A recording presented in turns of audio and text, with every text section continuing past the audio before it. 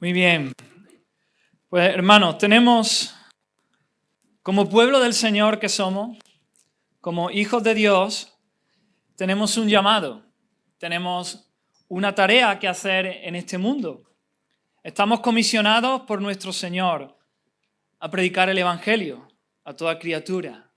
Pero no solo eso, hemos de vivir la palabra de Dios. Hemos de ser santos en medio de esta sociedad, como Él es santo. Hemos de ser testigos suyos, hemos de ser sus representantes aquí en la tierra. La gente tiene que ver a Cristo en nosotros. Hemos de obedecer los mandamientos, los preceptos del Señor. En definitiva, hemos de vivir como Dios manda. Hemos de vivir como Dios quiere, como a Él le gusta, como es agradable a sus ojos andar como Jesús anduvo en esta tierra. Y ante este llamado, ante esta tarea, uno se siente pequeño, uno se siente débil, uno se siente impotente. No es fácil la misión, no es fácil vivir de esta manera. Si lo intentamos por nosotros mismos, en nuestra fuerza, vemos que no estamos capacitados. ¿Quién puede vivir como Jesús vivió? Entonces la pregunta es, hermanos, ¿dónde encontrar esa fuerza? ¿Dónde encontrar ese vigor para cumplir con este mandato del Señor? ¿Cómo fortalecernos para vivir en este mundo de la manera que Dios quiere? Y creo, hermano, voy a hacer spoiler ya del principio, ¿no? La clave, no lo voy a dejar para el final, la clave es ver a Dios.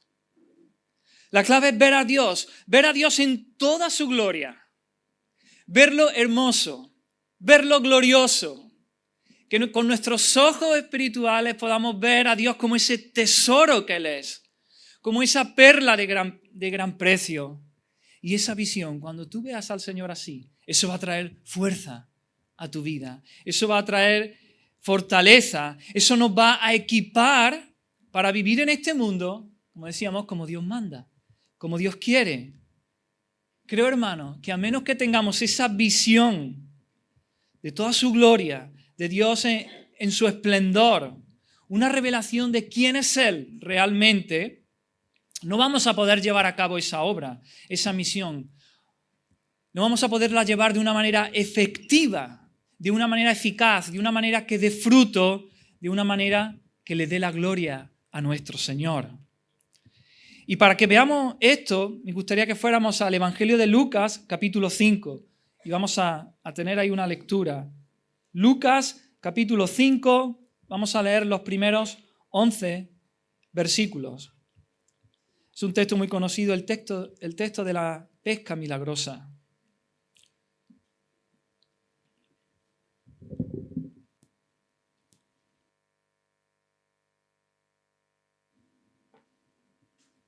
¿Lo tenemos?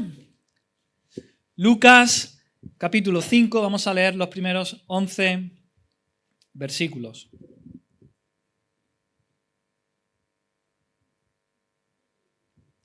Y dice así la palabra del Señor. Aconteció que estando Jesús junto al lago de Genesaret, el gentío se agolpaba sobre él para oír la palabra de Dios.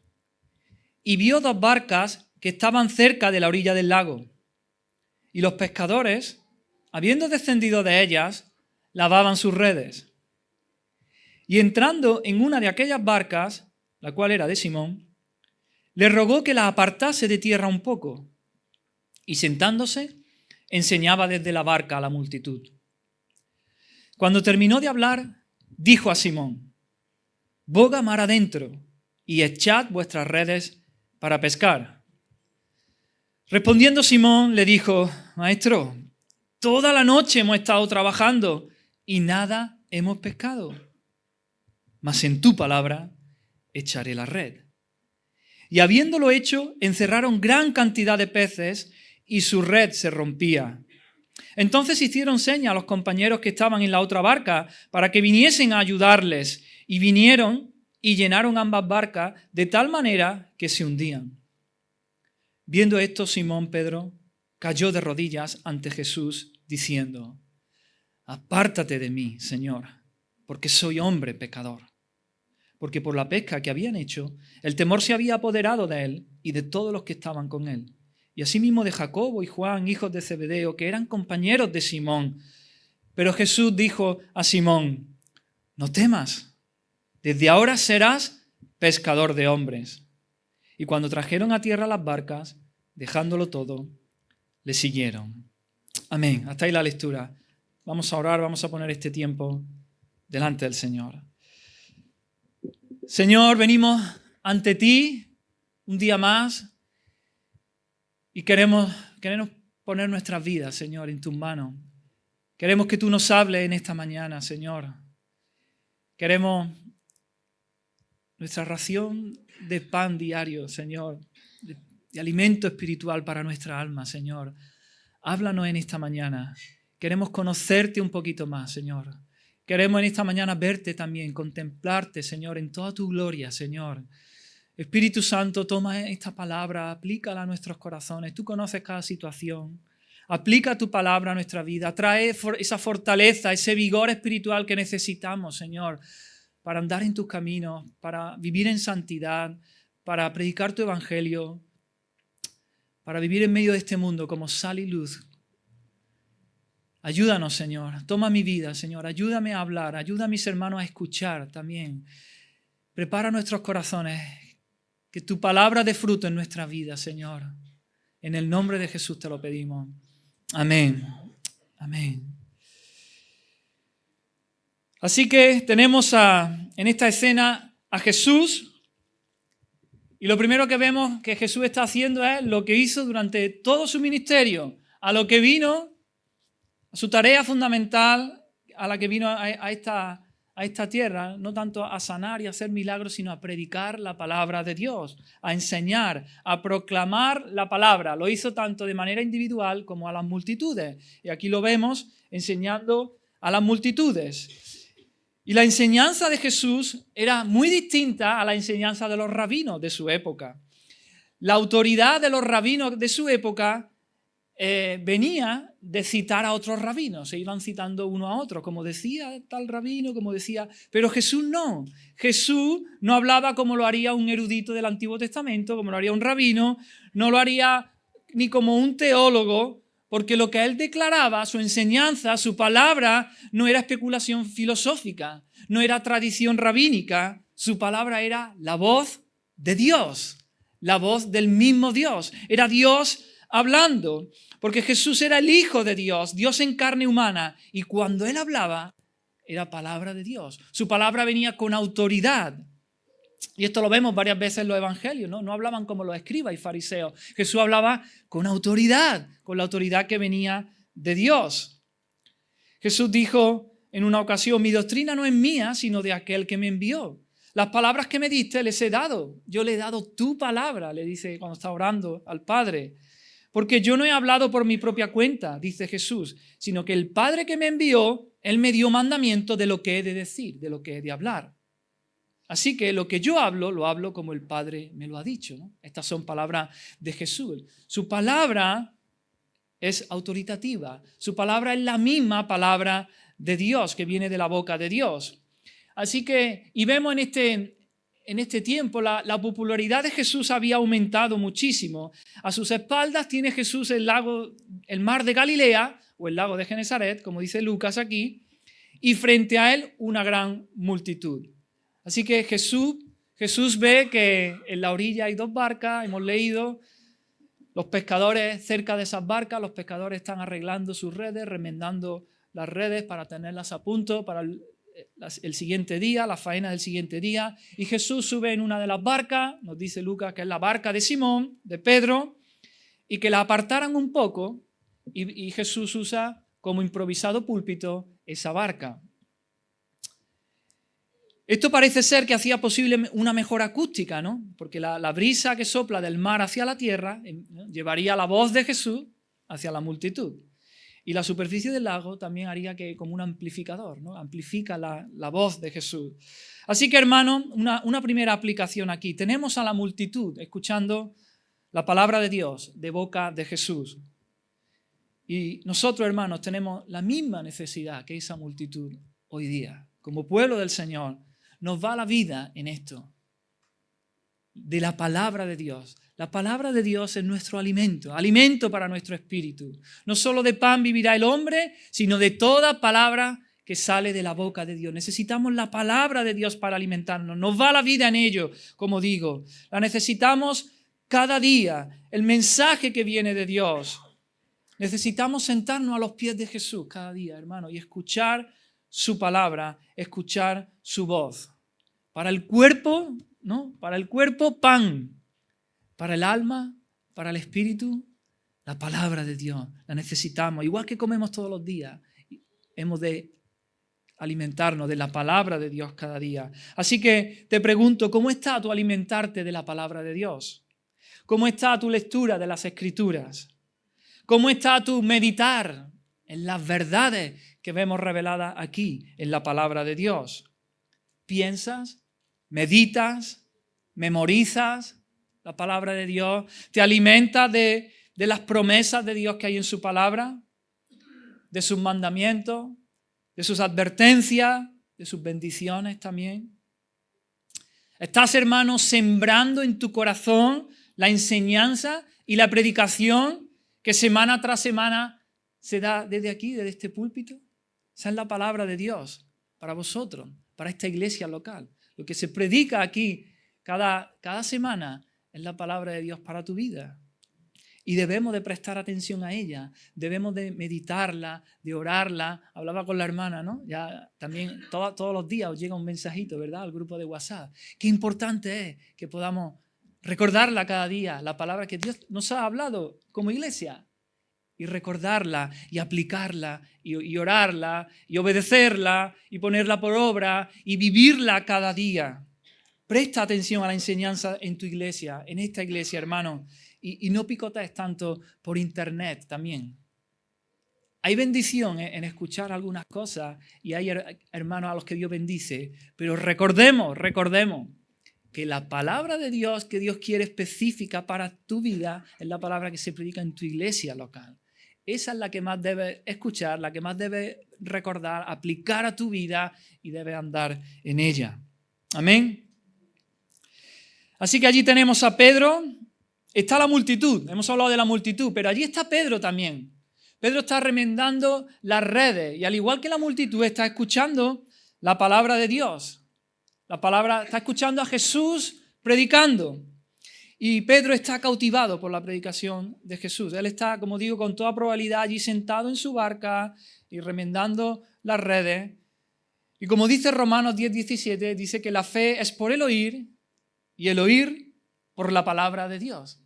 Así que yo pienso que Pedro está ahí escuchando a Jesús predicando, está escuchando la palabra de Dios y esa palabra está ya produciendo algo en la vida de Pedro. Está produciendo esa fe que viene del oír la palabra de Dios, ¿no? Está produciendo esa fe para creer en Dios, esa fe para creer en Jesucristo, esa fe que en breve Pedro va a tener que ejercer. Y Jesús, mediante su enseñanza, mediante su predicación, lo está preparando. Así que dice, versículos 4 y 5 de Lucas 5, dice, cuando terminó de hablar, dijo, está refiriéndose a Jesús, Jesús le dijo a Simón, boga mar adentro y echad vuestras redes para pescar. Respondiendo Simón le dijo, maestro, toda la noche hemos estado trabajando y nada hemos pescado. Dice, mas en tu palabra echaré la red. Hermano, Jesús está pidiendo aquí a Pedro que lleve la barca a una zona más profunda, ¿no? Le dice, boga mar adentro. Que lo lleve a una zona más profunda y que allí eche sus redes para pescar. Y me imagino, hermano, echando la imaginación a volar, me imagino que se produjo en ese momento un breve silencio entre ambos, de esos silencios incómodos que a veces se producen, ¿no? Cuando hablas con una persona y te quedas así. Y me imagino que la mente de Pedro yendo a 1000 por hora, pensando 1.000.000 de cosas, ¿no? Un silencio incómodo, parece que la vida pasa a cámara lenta en ese momento, y Pedro diciendo, ¿qué le digo yo a Jesús ahora? Me imagino a Pedro pensando, vamos a ver, Jesús, ¿no? En su mente, en su imaginación, Pedro diciendo, Vamos a ver, Jesús, yo marinero. No, tú maestro. Yo pescador. Tú carpintero. Tú. Lo pilla, Jesús, que mi madre me parió en la barca. Que me han salido los dientes entre redes y que yo de esto sé, que yo de esto entiendo, tú de esto. Aquí el que sabe de peces y de pesca soy yo, no tú, Jesús. ¿No? Esto me lo imagino yo pensando, Pedro. Porque, hermano, humanamente hablando, la orden era extraña, ilógica, absurda, era incoherente, totalmente incoherente. Allí vemos a un carpintero y predicador itinerante diciéndole a un experimentado pescador cómo tiene que pescar. Jesús le estaba mandando a pescar a un lugar y a una hora que no era lo normal, que la posibilidad de pescar era ínfima, era muy poca, muy poca, muy poca. Lo que le estaba pidiendo Jesús a Pedro era totalmente contrario a toda técnica de pesca. Primeramente, le había mandado que bogara mar adentro, ¿no? Donde las aguas son profundas, las aguas del lago son profundas. Y los peces pues están allí en la profundidad del lago y las redes no llegan allí a esa profundidad del lago. Con las técnicas de pesca que usaban entonces, los peces se atrapaban en la superficie, no en las profundidades. Es decir, se atrapaban más en la orilla, no mar adentro. En segundo lugar, era de día ya. Y los peces, cuando sale la luz del día, van y se esconden pues, mar adentro, en las profundidades del mar. En la noche, si suben a la superficie, ¿no? y pueden acercarse a la orilla, pero no en ese momento del día. Así que la pesca más eficaz es desde el anochecer hasta el amanecer, cuando los peces en la noche suben a la superficie para alimentarse. Además, unimos que Pedro y todos sus compañeros habían estado toda la noche pescando. Habían estado toda la noche en los lugares adecuados, en el momento del día adecuado, pero no habían pescado nada. Era totalmente ilógico ir a ese lugar inapropiado a la hora menos indicada. Así que me imagino que inmediatamente en la mente de Pedro surgen y se ponen en conflicto la fe y la duda por un lado y la confianza en Jesús y en su palabra por otro, ¿no? Pedro duda y Pedro duda y por un lado, pero por otro lado tiene fe para creer porque es Jesús el que se lo está diciendo. Por un lado, su pericia de pescador le hace dudar y le sugiere que no obedezca a Jesús, que él es pescador, que es una locura. Pero por otro lado, su conciencia iluminada por la fe le indica que sí, que debe obedecer, porque no es cualquiera el que se lo está pidiendo, porque es Jesús el que se lo está pidiendo y que debe obedecer. Así que Pedro, como hemos leído, finalmente obedece. Pedro obedece en fe a la palabra dada por Jesús. Pedro no va a obedecer en base a la lógica o no de la orden que Jesús le ha dado, sino que va a obedecer en base a la palabra de Jesús. Él va a obedecer por fe. Él lo va a hacer poniendo su fe en la palabra que Jesús le está dando. Como es Jesús quien lo dice, hermano, finalmente la fe vence y Pedro obedece inmediatamente la palabra del Señor. Él le dice, en tu palabra echaré la red. Y si toda la noche hemos estado pescando, Señor, no hemos pescado nada, pero en tu palabra echaré la red. Porque tú lo dices, ¿no? Está diciendo Jesús, porque tú lo dices, porque eres tú el que lo dice, lo voy a hacer, lo voy a obedecer. Y en tu palabra echaré la red. Así que Pedro obedece. Y aquí hay un detalle muy significativo, que Pedro se dirige a Jesús llamándole maestro. Maestro. En el original, en el griego, es epistates. Y este término no tiene que ver con la enseñanza o con la instrucción, no es el maestro refiriéndose al que enseña, ¿no? Para eso había otro término que es didascale, ¿no? De ahí viene didáctica, en español. No usa esa palabra, no usa didascale, sino que usa la otra, la de epistates. Es decir, le está diciendo maestro, pero como aquel que tiene autoridad, como el jefe es muy parecido al arameo rabí, ¿no? El rabí es el maestro, pero como el que habla con autoridad, el que es el jefe, el supervisor, el encargado, el director, el comandante, el que manda y el que tiene la autoridad. Así que Pedro le dice, maestro, diciendo, tú eres el jefe, tú eres el que tiene la autoridad, tú eres el que manda, así que en tu palabra, porque tú lo dices, porque tú eres el que me lo ordena, en tu palabra echaré la red. Y entonces él obedece. Y hermano, aquí tenemos otra lección práctica para nosotros. Hemos, hermanos, de obedecer de manera resuelta y dispuesta toda orden de Cristo. Siempre, hermanos, siempre que haya una palabra del Señor, debe haber obediencia de nuestra parte. Y en la Escritura encontramos muchos mandatos, preceptos, órdenes de nuestro Señor que hemos de obedecer. Porque en el camino de la obediencia a Cristo, aunque pueda resultar duro y desagradable en ocasiones, pero ahí está la bendición. En obedecer en fe a Cristo, ahí está la bendición. A veces nos puede parecer una locura, a veces en nuestra sabiduría podemos decir esto, Señor, si te obedezco, voy a perder esto, me va a pasar esto, y hacemos nuestros cálculos y nuestra cábala, pero hemos de obedecer al Señor de manera decidida, de manera resuelta. Hemos de obedecer al Señor en fe, cada cosa que Él nos diga, cada mandamiento, cada orden del Señor. Hermano, hemos de vivir por fe, hemos de andar por fe y no por vista. Y creer que lo que ahora vemos, aunque lo veamos de una manera ilógica, que no sea razonable, el Señor tiene una vista más amplia. Su mirada va más allá y sabemos que es para nuestro bien. Hemos de confiar en todo lo que Jesús nos diga. El secreto de la victoria es una obediencia sin reserva. Obediencia sin reserva a nuestro Señor. La victoria que vence al mundo es nuestra fe, diría el apóstol Juan. La debilidad de nuestras vidas consiste, hermano, en que no tomamos firmemente la palabra de Jesús, que no nos apropiamos de ella, que no la hacemos nuestra, que no obedecemos la palabra de Dios. Ahí está nuestra debilidad, cuando no obedecemos la palabra del Señor. Y a veces no solo es que no la obedecemos, es que ni siquiera la tomamos, ni siquiera la hacemos nuestra, ¿no? Hemos de obedecer al Señor siempre y hemos de hacerlo en fe, hermano.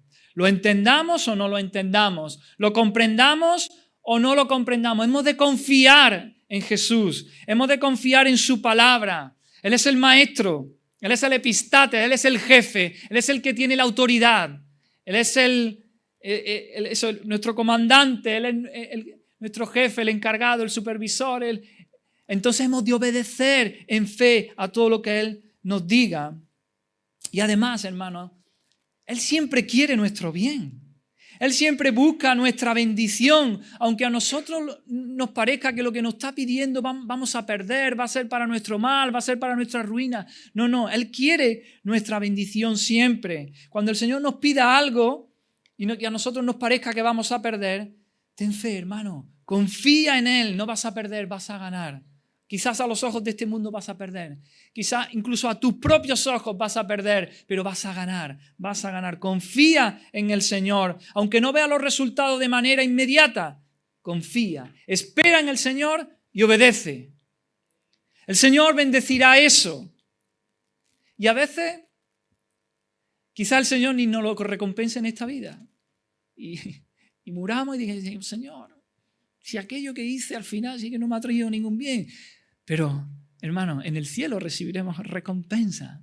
El Señor recompensará toda obediencia que hagamos a nuestro Señor. Si no aquí, en esta vida, sí en el cielo. El Señor recompensará cada obediencia, cada acto de fe que hagamos para nuestro Señor. Recibiremos la recompensa.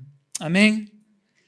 Así que vemos como hay una palabra de Jesús que le dice, boga mar adentro y echad vuestras redes para pescar.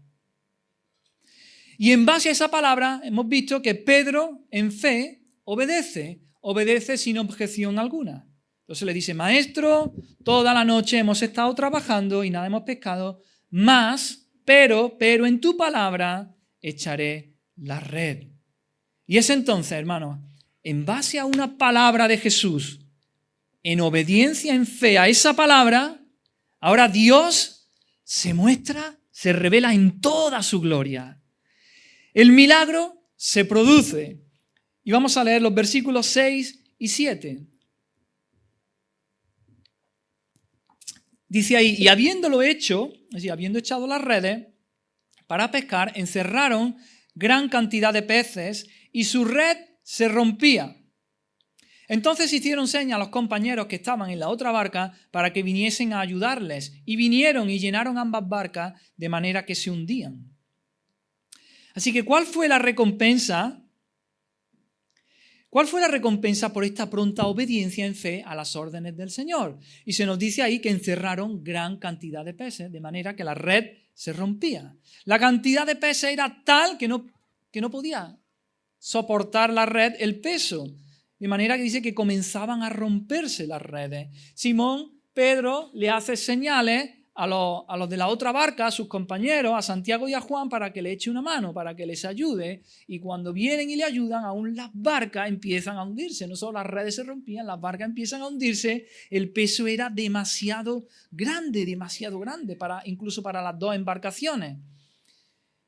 Hermano, en medio de la faena, en medio de todo ese ajetreo, en medio del curro, digamos, Pedro entiende una verdad profunda. Pedro entiende que lo que acaba de suceder no es un accidente, que no es casualidad. Lo que ha sucedido, solo Dios podría haberlo hecho. Solo Dios puede producir una pesca como aquella, mar adentro y además a plena luz del día. De manera que todos quedan atónitos, boquiabiertos ante esa enorme cantidad de peces. Sabían que no había explicación humana para ello. Nada como esto había sucedido nunca antes. Una pesca de tal magnitud nunca se había producido en ese lugar. Pedro entendió que estaba presenciando una demostración del poder de Dios, del poder divino. Cuando el Señor reunió en un solo sitio esa enorme cantidad de peces, de manera que la red se rompe y las barcas se hunden. Jesús nos ha revelado en este pasaje, hermano, de una manera clara como totalmente humano, como un hombre, como tú y como yo. Pero este texto también nos revela que Jesús es Dios, que Jesús es Dios de Dios. Lucas está interesado en manifestar que la persona ante quien esos pescadores están es el Hijo de Dios, es Dios mismo, es la segunda persona de la Trinidad y que por lo tanto Él es el Todopoderoso. Jesús allí enseñando en la barca es el Todopoderoso. Esos pescadores vieron la gloria de Dios desplegada en ese momento, en ese milagro realizado. Fue una manifestación evidente del poder sobrenatural de Dios. De manera que Pedro sintió que estaba en la presencia de un ser divino. Pedro sintió que estando allí frente a Jesús estaba frente a frente con Dios. Y aquí, hermano, hemos dicho ya, obedece en fe al Señor. Obedece a la palabra de Dios en fe. Y aquí vemos y aprendemos que si hacemos eso, vamos a ver la gloria de Dios. Sí o sí, vamos a ver la gloria de Dios. Cuando obedecemos, vemos a Dios actuando en nuestra vida. Cuando tú obedeces en fe, vas a ver a Dios obrando en tu vida, en tus circunstancias. Y además lo vas a ver de una manera como nunca antes tú hubieras pensado, como tú nunca antes los hubieras imaginado, mucho más allá de lo que esperas o de lo que puedas concebir. Hubo otra ocasión, más adelante, hermano, en la que Pedro vio la gloria de Dios también, allí en el monte de la transfiguración, ¿os acordáis? Cuando Jesús se transfiguró delante de Pedro, de Santiago y de Juan. Y dice que Jesús resplandeció como el sol, que sus vestidos se hicieron blancos como la nieve, y Moisés y Elías hablaban con él. De manera que él allí vio la gloria de Dios. Pero lo que quiero enfatizar es que aquí, ahora, en este texto, en Lucas 5, él también vio la gloria de Dios pescando en el lago de Genesaret. Que no solamente Vemos la gloria de Dios cuando yo me encierro en mi cuarto, abro la palabra de Dios, estoy en oración y el Señor me da una experiencia que disfruto y siento su presencia, sino que el Señor quiere revelarse en nuestra vida también en medio de nuestras faenas del día a día, en medio de tu trabajo, en medio de tu barrio, en medio de donde tú vives. Allí podemos ver la gloria de Dios. Busquemos al Señor en oración y tengamos comunión con Él y con su palabra. Meditemos en las Escrituras y veremos la gloria de Dios. Medita en la persona de Cristo, medita en las perfecciones de Dios, en sus obras poderosas. Y ahí en lo íntimo y en lo secreto, hermano, que Dios se te revele. Enamórate del Señor, ¿no? En tu monte de la transfiguración personal, ¿no? Pero no solo eso, como digo, sino, hermano, en medio de nuestro día a día, en medio de nuestras ocupaciones, en medio de nuestros trabajos, en medio de nuestras tareas del hogar, en el ajetreo de la crianza de los hijos o en medio de tus estudios, joven, en nuestro barrio, allí donde nos encontremos, obedezcamos al Señor, obedece al Señor, vivamos su palabra en fe y veremos la gloria de Dios, veremos igualmente milagros en nuestra vida, veremos a Dios obrando, veremos como circunstancias que parecían imposibles se dan la vuelta. Situaciones en las que no veíamos salida, Dios provee una salida. Veremos mucho más de lo que esperamos, mucho más de lo que pensamos o de lo que imaginemos. Veremos de obedecer en fe la palabra de Dios. Muchas veces no vemos a Dios moverse más en nuestra vida porque no hay obediencia. Porque no hay obediencia en fe a la palabra del Señor. Y decimos, ay, Señor, pero es que sí, te obedezco en esto, es que sí. Y entonces no obedecemos en fe y no dejamos que Dios obre en nuestra vida y se glorifique. Y aquello que parece imposible, Dios lo haga posible. Y aquello que a nuestros ojos no nos cuadra, el Señor hace que todo cuadre y forma el puzzle de una manera gloriosa que le dé gloria a Él. Así que hemos visto cómo hay una palabra de Dios. Jesús está enseñando a la multitud. Pedro está allí escuchando y hay una palabra de Dios. Y hay un mandato. Boga mar adentro y echad vuestras redes. Y en base a ese mandato, a esa palabra de Dios, Pedro obedece en fe. Y como consecuencia de esa obediencia en fe, él ve la gloria de Dios en el milagro de la pesca, esa pesca abundante que se da. Ve la gloria de Dios. Pero vamos a seguir, versículo 8 hasta el 10, hasta la primera parte del 10. Dice así, viendo esto, Simón Pedro cayó de rodillas ante Jesús, diciendo, apártate de mí, Señor, porque soy hombre pecador. Porque por la pesca que habían hecho, el temor se había apoderado de él y de todos los que estaban con él. Y asimismo, de Jacobo y Juan, hijos de Zebedeo, que eran compañeros de Simón. La asombrosa cantidad de peces que habían pescado no tenía sentido con una simple explicación humana, ya lo hemos dicho. Era Dios interviniendo en la historia de una manera poderosa. El milagro supuso una revelación de la gloria de Dios en Cristo, de manera que el asombro y el temor se apoderan de Pedro. Pero no solo de Pedro, sino de todos los que estaban ahí alrededor de él. Porque, hermanos, no queda otro sentimiento sino este. Cuando Dios despliega su gloria, cuando Dios hace el milagro, no queda otro sentimiento que el asombro, un asombro por la gloria de Dios que nos lleva a temer, que nos lleva al temor. La misma presencia de Dios humilla al hombre y le hace sentir su pecaminosidad. Porque cuando ponemos juntos a Dios y su gloria y al hombre y su pecado, no queda otro sentimiento que este, temor. ¿Cómo un hombre pecador puede estar en la presencia de un ser divino, santo y puro? Es ese sentimiento de indignidad, de impureza frente a la infinita excelencia, frente a la infinita grandeza, a la infinita santidad de Dios. Así que Pedro se postra, Pedro cae de rodillas ante Jesús y derrama allí su corazón en una humilde confesión. Él está abrumado. Él acaba de comprender que está ante el Dios Santo, que Jesús es hombre, pero que Jesús es Dios, que Él está ante el Dios Santo. Él se da cuenta de que está totalmente desnudo ante la presencia del Todopoderoso, de aquel que es omnisciente, que todo lo sabe y que todo lo ve. Pedro es consciente que está delante de aquel que puede ver las profundidades del lago, pero que también puede ver las profundidades de su corazón pecador.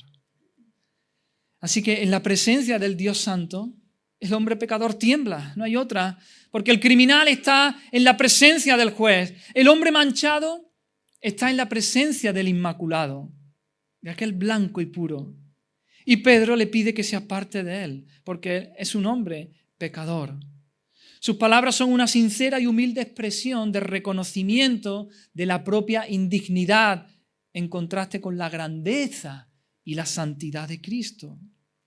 Pedro reconoce ahí que hay dos condiciones diametralmente opuestas. Por un lado está la suya, la de hombre. Él es un hombre, él es pecador y él es completamente indigno de estar en la presencia del Señor. Y por otro lado está la de Jesús, que también es un hombre. Pero él se acaba de revelar como algo más que un hombre, algo más que un profeta. Él es Dios. Él es el Hijo de Dios, Él es el Cristo, el Mesías, el enviado de Dios. Y Pedro es consciente de que un pecador no puede estar en la presencia de un Dios santo. Él no se siente digno de estar en la presencia de Jesús, porque ser pecador y estar en la presencia de Dios es algo peligroso, muy, muy, muy, muy peligroso.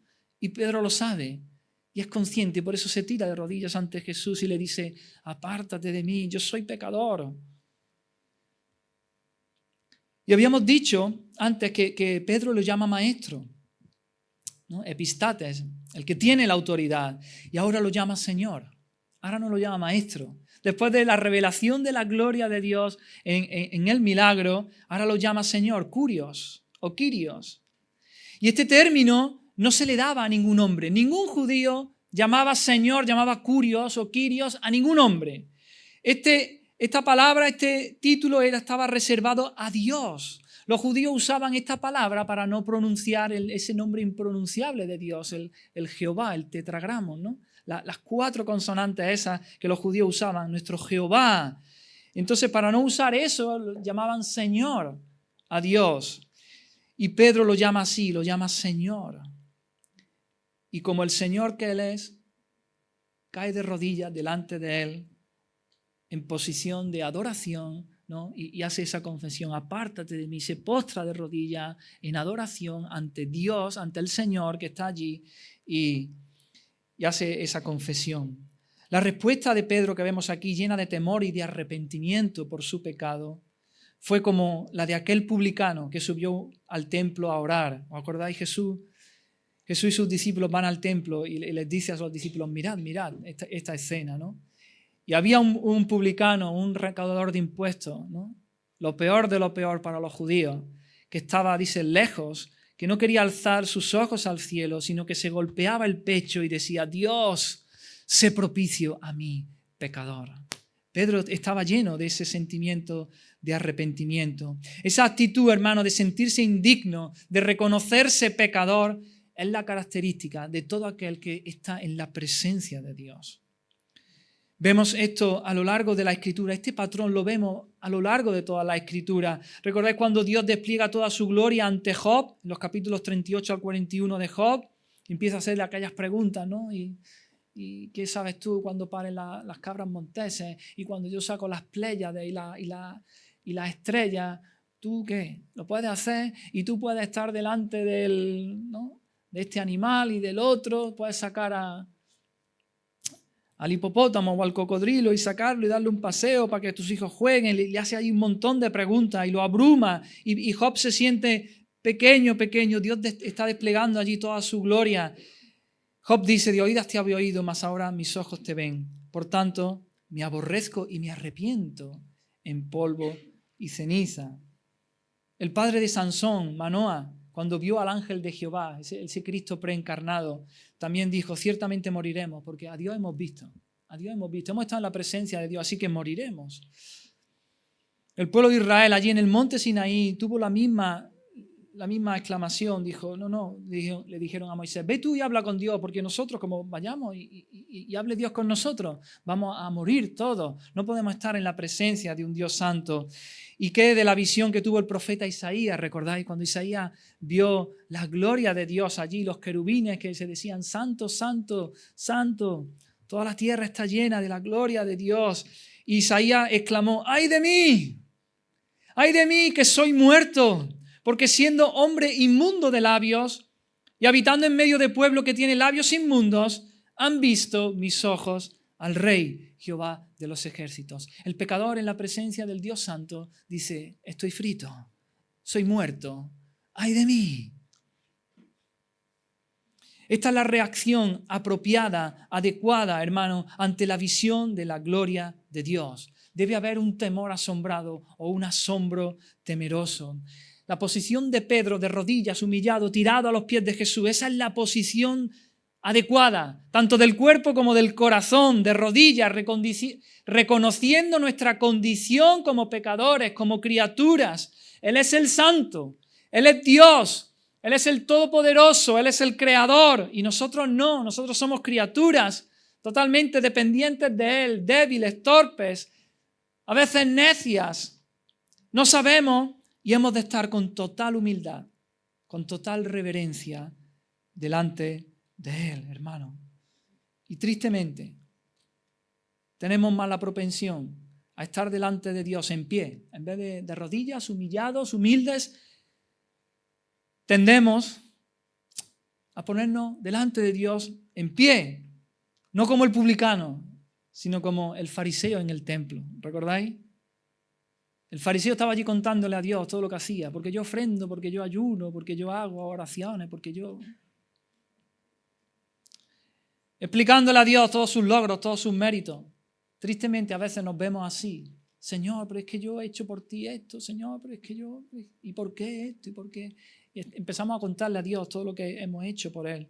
En lugar de asumir la actitud del publicano, de postrarnos de rodillas ante el Señor, de reconocer que no somos dignos de estar en su presencia y gozar de su compañía. Pero seguimos en el versículo 10, la segunda parte.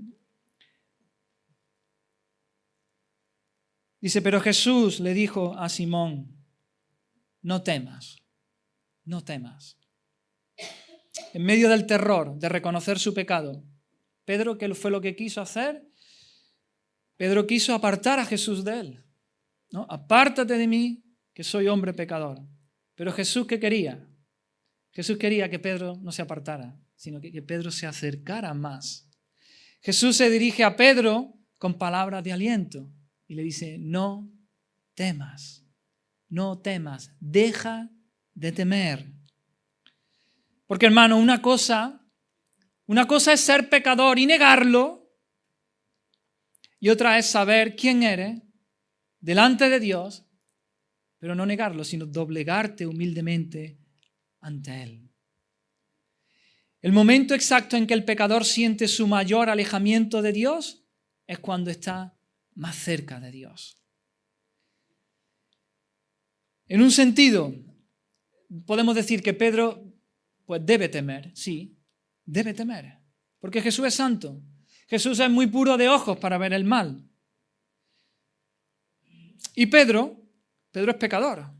Y todo pecador, como hemos dicho, en la presencia del 3 veces santo debe temer. Esa es la actitud correcta. Debe temer el juicio de Dios, el castigo de Dios. Pero Pedro, en otro sentido, no debe temer. ¿Por qué? Porque en Cristo hay misericordia. Porque en Cristo hay perdón, hay gracia. Y es por eso que Jesús le dice, no temas, no temas. Hermano, no hay un peor sitio en el que un pecador pueda estar que en la presencia de un Dios santo y justo. No hay un peor sitio que un pecador pueda estar que en la presencia de un Dios justo y santo. Pero también puedo afirmar, con la Biblia en la mano, que no hay un mejor sitio en el que un pecador pueda estar que en la presencia de un Dios misericordioso y perdonador, lleno de gracia y de bondad. Ahora bien, esto cómo se casa, ¿no? ¿Esto cómo se come? ¿Cómo podemos conciliar ambas cosas? ¿Dónde está la diferencia en tener a Dios como fuego consumidor o tenerlo como un Dios misericordioso y perdonador? Pues la diferencia está, todos lo sabemos, en la cruz del Calvario. En la cruz donde nuestro Señor Jesucristo fue clavado. La diferencia está en acercarse en fe a aquella cruz donde Jesús, el Hijo de Dios, pagó por todos y cada uno de nuestros pecados. De los pecados de aquellos que se arrepienten de ellos, de aquellos que confían en ese sacrificio hecho por Jesús, de aquellos que creen que Jesús estaba ocupando su lugar, que son pecadores, pero que Jesús tomó sus pecados y cargó con ellos y recibió el justo castigo que merecían nuestros pecados. Allí los pecadores que se acercan en arrepentimiento y fe son perdonados y son declarados justos delante de Dios. Y es en base a esto, hermanos, es en base a su sacrificio, ¿no? Estamos hablando ahora de Pedro, en este caso en su sacrificio futuro, aún Jesús no había muerto en la cruz, pero es en base a su sacrificio futuro en la cruz que Jesús le puede decir a Pedro, no temas. Es en base a su muerte que iba a suceder unos meses más tarde en la cruz del Calvario. Es en base al sacrificio de Jesús que Él nos puede decir, que Él le puede decir a los pecadores arrepentidos, a los pecadores que se acercan con fe a esa cruz, es que Jesús te dice, no temas, no temas. Pero hemos de venir humillados, hemos de venir quebrantados, hemos de venir humildes, temblando a la palabra de Dios. En el momento en que más separado de Dios se sentía Pedro, en el momento en el que más abrumado estaba por su pecaminosidad e intentó huir, le pidió a Jesús que se apartara de él, Jesús va y extiende su gracia y lo atrae hacia sí. Vemos lo mismo, que Dios hizo lo mismo con el profeta Isaías. ¿Recordáis? Isaías ve la gloria de Dios, los querubines, allí proclamando santo, santo, y dice, ay de mí, yo soy hombre de labios inmundos, además vivo en medio de un pueblo de labios inmundos, estoy frito, estoy muerto, mis ojos han visto a Jehová de los ejércitos. Se acabó, estoy muerto. ¿Pero qué pasó? Dice, y voló hacia mí uno de los serafines, teniendo en su mano un carbón encendido tomado del altar con unas tenazas. Ese carbón tomado del altar, en el altar había una víctima. En el altar había un sacrificio, en el altar había un cordero inocente que no merecía morir, pero que había sido degollado, que había derramado su sangre y había sido entregado en el altar. Así que en base a ese sacrificio, dice que tomando el serafín un carbón encendido con unas tenazas, tocó y tocando con él sobre mi boca, dice Isaías, dijo, he aquí que esto tocó tus labios y es quitada tu culpa y limpio tu pecado.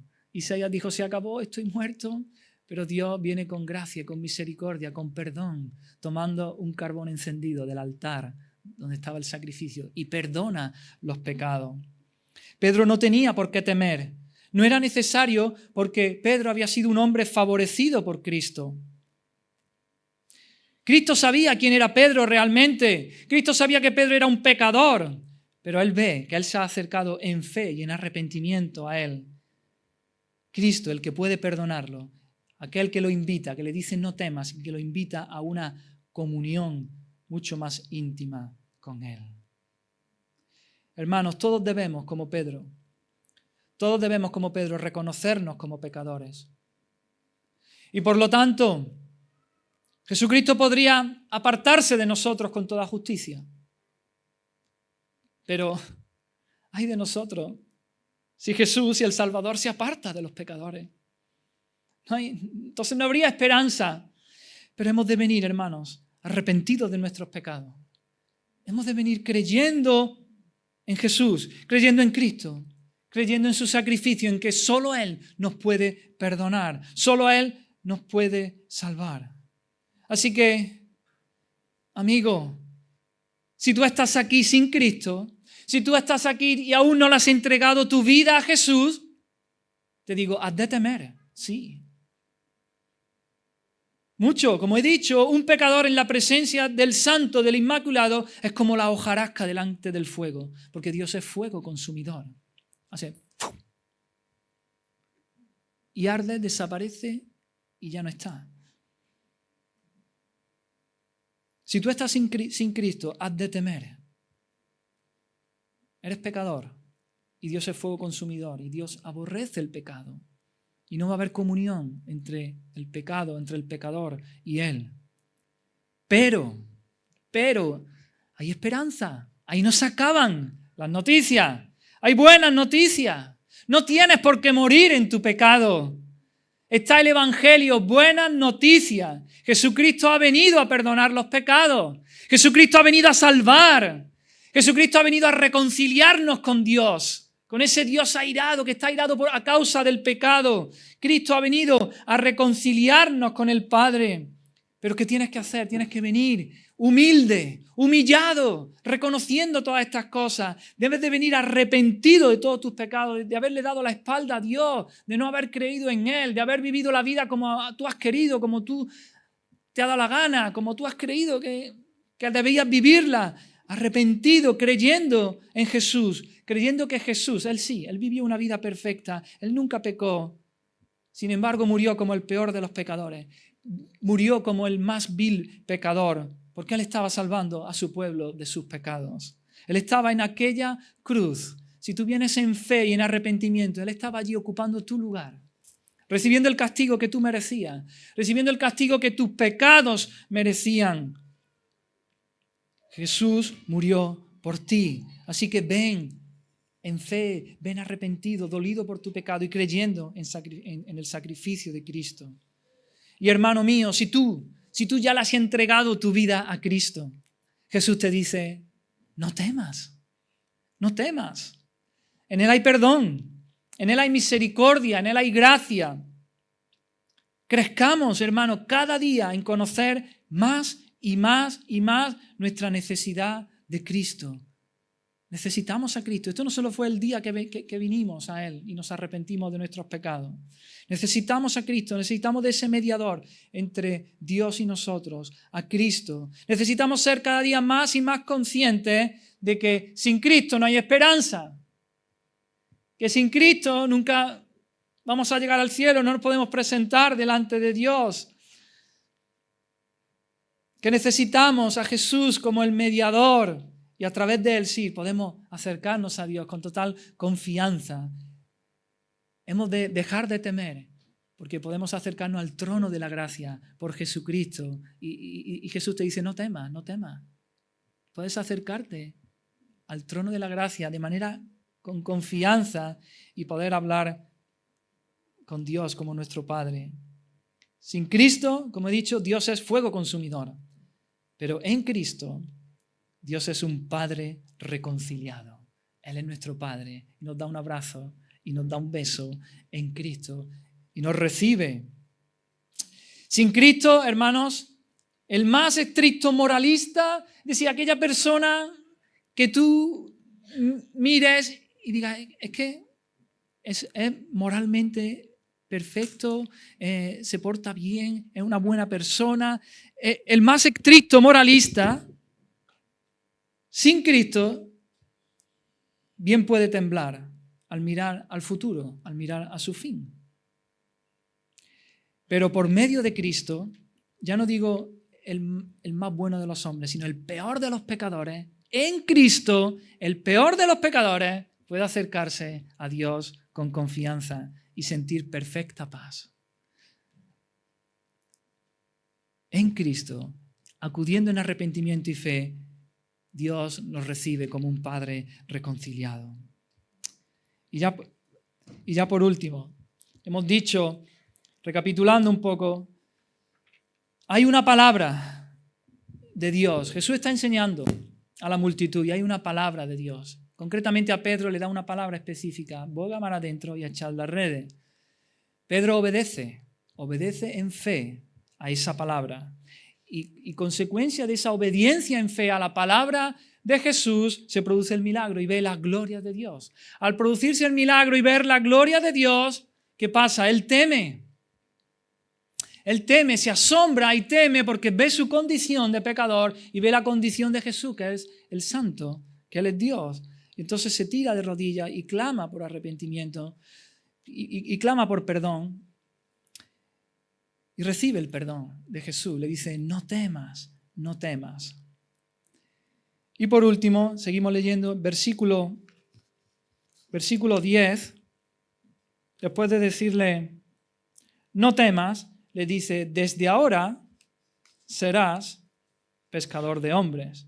Y cuando trajeron a tierra las barcas, dejándolo todo, le siguieron. Así que Pedro ha recibido estas alentadoras palabras de Jesús, diciéndole, no temas. Jesús le ha extendido perdón y gracia. ¿Y ahora qué hace Jesús? No lo deja ahí. Ahora lo envía. Ahora lo comisiona. Ahora le da una misión. Pedro será ahora pescador de hombres. El llamamiento de Jesús para el pescador Pedro era que continuase con lo que sabía hacer, pescar. Pero ahora, para alcanzar, ¿no?, a personas para salvación, a hombres y mujeres para salvación.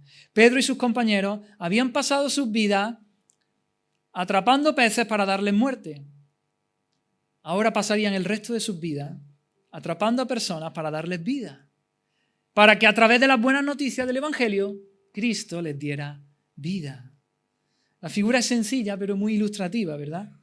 De la misma manera que un pescador saca peces del mar a la tierra, así el creyente que predica el Evangelio al mundo alcanza a los hombres sacándolos de las tinieblas a la luz del poder del pecado al reino admirable de nuestro Señor Jesucristo.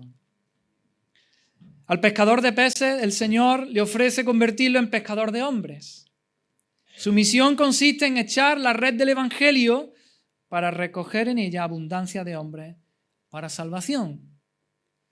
Esto fue a lo que Jesús vino. Jesús vino a predicar el Evangelio de Dios, las buenas noticias. Y Pedro y todos los discípulos seguirían las pisadas de Jesús.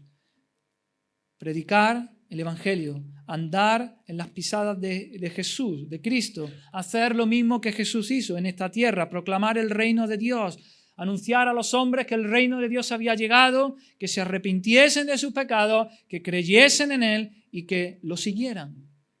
Y vemos cómo este patrón, en el caso del profeta Isaías, se cumple igualmente. ¿Recordáis? Después de que el carbón tocó sus labios y que le dijo, aquí tu pecado es perdonado, tu culpa es cubierta, le dice, sigue diciendo en Isaías 6, después oí la voz del Señor que decía, ¿a quién enviaré y quién irá por nosotros?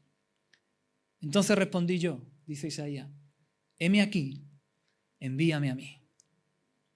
Entonces Dios le dice, anda y di a este pueblo, y le da una palabra que tiene que decirle al pueblo. Vemos cómo Dios comisiona a Isaías también, con una palabra del Señor. Y lo mismo vemos con Pedro, lo mismo vemos con los apóstoles. Pedro y todos los apóstoles y todos los discípulos de Jesús fueron llamados a predicar el Evangelio, a proclamar las buenas noticias del Evangelio, sentando las bases de la gran comisión, ¿no? Jesús le dijo, id y haced discípulos a todas las naciones, bautizándolos en el nombre del Padre, del Hijo y del Espíritu Santo, enseñándoles que guarden todas las cosas que yo os he mandado. Esa es la gran comisión que Jesús le dejó a Pedro y a todos sus discípulos. Pero no solo fue misión de los 12, es la misión de todo ministro del Evangelio, predicar el Evangelio. Pero no solo cosa de Pedro y de los discípulos, de los apóstoles y de todo ministro del Evangelio. Esa es misión de todo creyente, de todo aquel que sigue a Jesús, todo aquel que va en pos de Él, es hecho un pescador de hombres. Si tú estás aquí y eres un seguidor de Cristo, tú eres un pescador de hombres también. Tienes que predicar. Tenemos un llamado de parte de Jesús de predicar el Evangelio. Jesús le dijo, recibiréis poder cuando haya venido sobre vosotros el Espíritu Santo y me seréis testigos en Jerusalén, en Judea, en Samaria y hasta lo último de la tierra. Así que, hermanos, para concluir, como pueblo de Dios, hemos dicho, tenemos una obra que hacer, tenemos una misión que cumplir. No solamente predicar el Evangelio, sino también, por ejemplo, criar a nuestros hijos en el temor del Señor, cuidar de nuestros matrimonios, ¿no?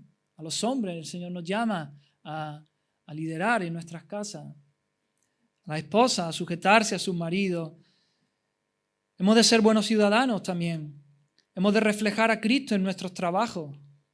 Hemos de ser buenos estudiantes y reflejar a Cristo en nuestros estudios, allí donde estemos. En definitiva, vivir como hijos de Dios en medio de este mundo caído. Pero para ello necesitamos tener una visión de Dios. Necesitamos ver a Dios en toda su gloria y majestad. Y para ello, para ver a Dios en toda su gloria, hemos de exponernos diariamente a las Escrituras, hermanos. Hemos de llenarnos de la palabra de Dios cada día. La Biblia nos apela, nos da órdenes, nos da mandamientos, nos exhorta, nos reprende. Y todas estas cosas hemos de obedecerlas en fe. Si hacemos esto, seguro que veremos la gloria de Dios. Veremos a Dios obrando y actuando en nuestras vidas. Porque esta visión de Dios en su gloria nos ubica, ¿no? Nos coloca en una posición correcta, postrados de rodillas ante nuestro Señor, humildes. Esto nos hace humildes, reconociendo nuestra debilidad, reconociendo nuestra incapacidad. Ver a Dios en toda su majestad nos humilla, vemos nuestra bajeza, nuestra pequeñez ante la inmensidad y la grandeza de Dios. Y así acudimos a Dios, humillados, arrepentidos, con fe, aunque en nosotros no están los recursos para hacer la obra de Dios, pero en Él sí están. Y por eso acudimos a Él, por eso vamos a Él para realizar la tarea que Él nos ha encomendado. Y allí recibimos la gracia de parte de Dios que nos capacita para esa tarea. Y eso, hermanos, si hacemos eso, nos asegurará el éxito en nuestra tarea. No éxito según los parámetros de este mundo, no éxito a los ojos de este mundo, sino éxito a los ojos de Dios. Porque éxito es obedecer a Dios. Obedecer a Dios. Los resultados se los dejamos a Él, pero obediencia en fe a Dios. Necesitamos, hermano, tener esta visión de Dios. Ver a Dios en su gloria y en su majestad para tener fuerza, poder, vigor, para hacer esto que Él nos llama de manera eficaz. Podemos intentar y tratar de hacer la obra en nuestras propias fuerzas o según nosotros creemos, según nosotros entendemos, en nuestra sabiduría, pero eso será como nada. Eso no llevará fruto. Eso no será agradable a Dios, porque no glorificará a Dios. Si lo hacemos en nuestras fuerzas, si lo hacemos según nosotros entendemos, la gloria será para nosotros, no será para Dios. Porque no es con ejército ni con fuerza, sino con mi espíritu, ha dicho Jehová de los ejércitos. Amén.